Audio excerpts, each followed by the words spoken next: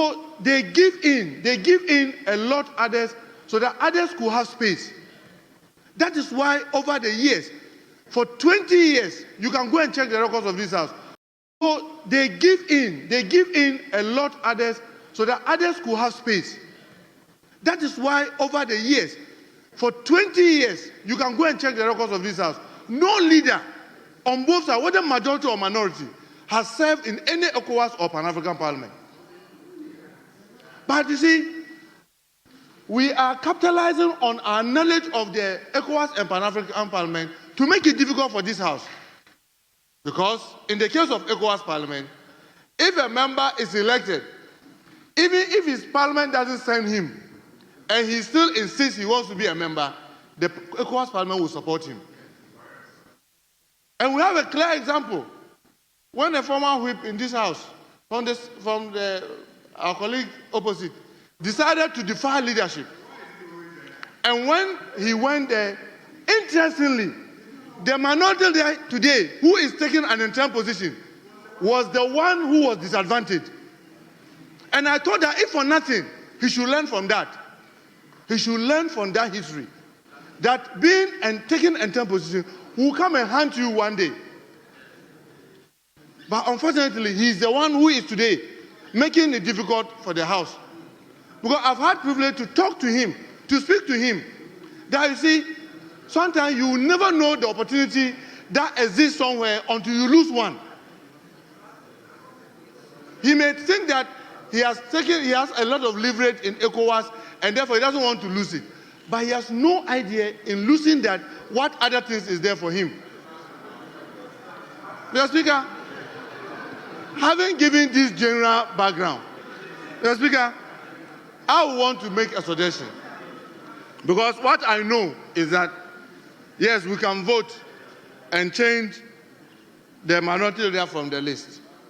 But Mr. Speaker, as you and I know, based on the rules in ECOWAS, if he travels to Abuja,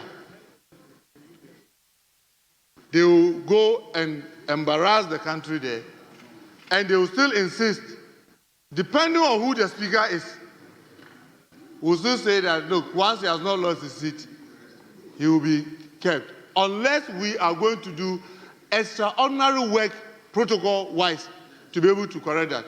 Other than that, they will take this fight to the ECOWAS chamber and go and embarrass them because it has happened before. So, Mr. Speaker, my suggestion is that, unfortunately, you are here. You've had the great privilege of serving as minority leader, as majority leader, as deputy speaker, and speaker, and speaker. Probably the only second person to have served speakership twice. You know the privileges that the leaders, I don't want to mention them here. But Mr. Speaker, this House, if it becomes necessary, we may have to vote and support you. If the minority leader insists he wants to go to ECOWAS, he must be stripped of all the other privileges that the minority leader are supposed to do. We are talking about what we call it, IPU, we are talking about CPA, we are talking about, yeah, because you see, it is because of those privileges. It is because of those privileges that those leaders don't serve on this. And Mr. Speaker, my second plea to you, Mr. Speaker, and to our colleagues and our colleagues opposite. Mr. Speaker, my second plea to our colleagues opposite. I know how difficult this thing is, and I'm not pretending not to know how difficult it is, especially to the whip. Mr. Speaker, it is better for us to make Millicent a substantive member and take one of the others, probably Brian Achompo, as the observer. No, look, you see, the sad thing is that if Honorable Patrick Boama, you see, you are a backbencher, you don't know what we are talking about. You are a backbencher, you don't know what we are talking about. Honorable Patrick Boama is an observer in Pan-African Parliament. Nobody in this chamber, Mr. Speaker, like you rightly said, would doubt the capabilities and the knowledge and the experience of Honorable Patrick Boama. So being an observer doesn't really say demean the person or make the person of less importance. But you are looking at the way you put the country.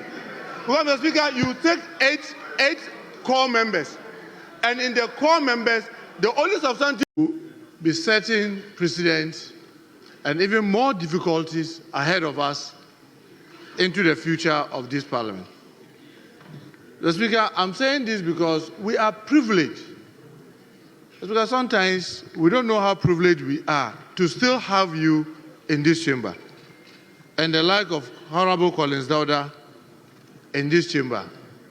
If I look at both sides of this house, and I see that our peers, I love Honorable Nitu, Honorable Erikopoku, Honorable Mama Yarga, Honorable Rashid Pelpu, Honorable Aruna Edisu, and my good self, I get worried when we take, I've mentioned Honorable Collins Dauda already, when we take entrenched position, and when the like of you and many of us are advising and people still take entrenched positions, I don't know what they want to do to the institution of Parliament. Mr. Speaker, let me say, with all humility, I've had the great privilege of serving in the leadership of this House. I serve under you as Chief Whip, and I'm proud to say I'm one of the longest serving Chief Whip this country has ever produced, meaning that having done this thing again and again and again, to have done it for over a decade, when we advise and people refuse to take it and still remain entrenched, they are not only likely to destroy themselves, but they are destroying this House. Mr. Speaker, you recollect that this composition of Pan-Africa and ECOWAS have always had the deputy leaders and the chief whips in them. I'm yet to be corrected to see a composition of ECOWAS and Pan-African Parliament that had any leader on it. Because there are a lot of other things leaders enjoy as privilege in this House that even the rest of us who serve with them in leadership don't want to talk about them for others to hear. Because it comes with some other privileges, obviously, and it's right, because they carry the weight of the rest of us.